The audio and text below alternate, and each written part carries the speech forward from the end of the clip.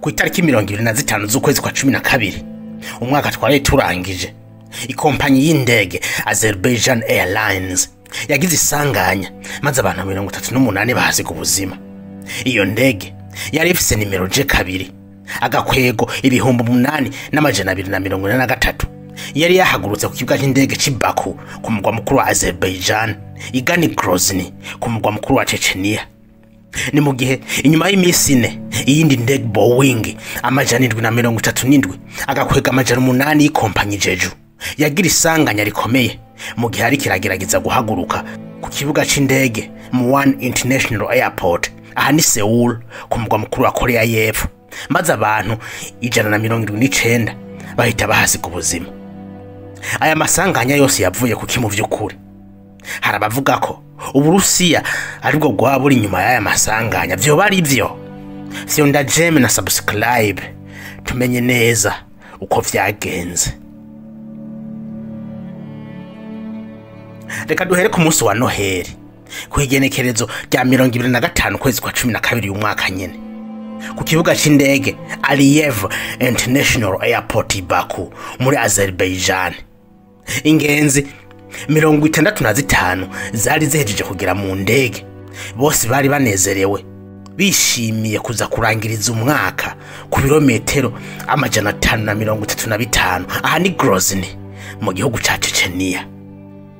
Indege yarahagurutse ibintu byose bimeze neza, ariko inyuma y'iminota 40 indege yinjiye mu kirere c'Uburusiya maze ivyago biba biratanguye.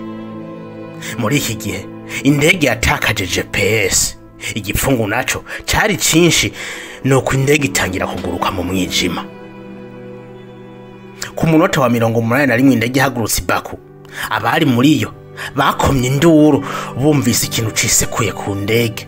Ubwo banamaganya vyatangiye kuba vyinshi. Umudereva yarabahumurije ababwira ko indege ishobora kuba yagonganye n'inyoni, ariko ko ibintu byose bimeze neza.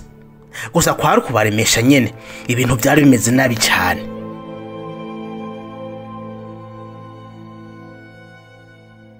Ibi bimaze kuba, umudereva yafashe icemezo kinyarutse cyo gukata indege ayerekeza ku kibuga c'indege caraho hafi.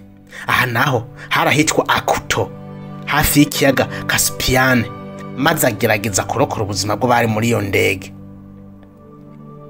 Ariko uko yavyipfuje siko vyagenze, kuko indege yahise yisekura hasi, maze abantu 38 cyane bari bicaye imbere bahita bitaba Imana ako kanya, abandi nabo barakomereka bikomeye.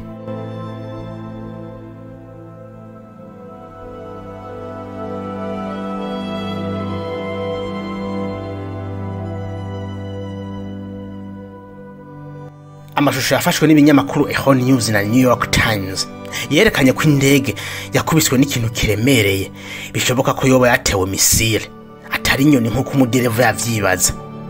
Ka gasanduku kirabura bita boîte noire kabika amakuru yose y'indege karungitswe muri Brazil kugira bige neza icyateye usanganya. Inyuma y'imisi 3 umukuru w'igihugu c'Uburusiya Vladimir Putin yasavye imbabazi mugenzi we wa Azerbaijan Ilham Aliyev kubyo sanganya ryabereye mu kirere c'Uburusiya, akaba yanagiriye ko yihanganisha baburiye ababo muri iryo sanganya. Mu kiganiro bagiranye kuri telefone, Putin yabwiye Aliyev ko iyo ndege yoba yagerageje kugwa ku kibuga c'indege Grozny, ariko muri ako kanya ingabo za Ukraine zariko zigaba ibitero muri ico gisagara zikoresheje indege za drone, ariko ingabo z'Uburusiya zikaba zahavuye zibasubiza inyuma. Imbere yuko ibyavuye muri kagasanduku kirabura bija habona, abantu benshi batunga gato ku Burusiya kwari bo bararashe iyo ndege, kumbure bariko bagerageza gukumira ivyo bitero vya drone Ukraine yari kirakora muri Chechnya.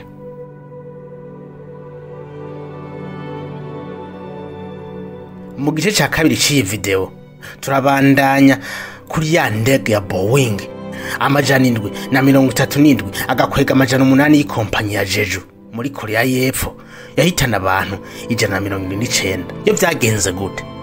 Ntuje kure, gusa wibuke gufyonda jeme na subscribe. Turasubira mu gice ca kabiri.